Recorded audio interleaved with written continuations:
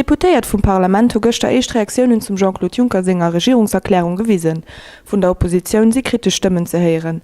De François Bausch, Fraktionschef vun de Grengen ass der Meinung, dass dat virgestalte Konzept ze wag wie, an du Prioritäte fehlt.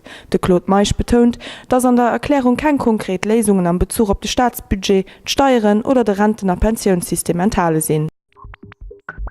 Die Lützebauer Zentralbank huet an ihrem Konjunkturvertrauensbarometer konnte festhalen, dass d' Vertraue vun de Konsumenten echt unzesche vu Verbesserung am Juli weist. De Vertrauensindiz vun de Konsumenten, de saisonal vun der Banque Centrale de Luxembourg berechen gëtt, ass am Juli ganzer 4 Punkten an Lut gang.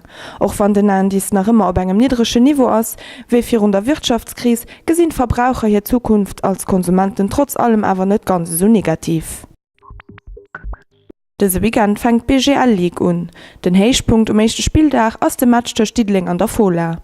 D'Fola erhofft sich durch Darsätze vun direkt e pur renommierten internationale Spieler gut Chance fir d' League zu gewinnen. Sie konnten de Lützebauer Jeff Strasser sowie de marokkanische Spieler Hadji für sich gewinnen.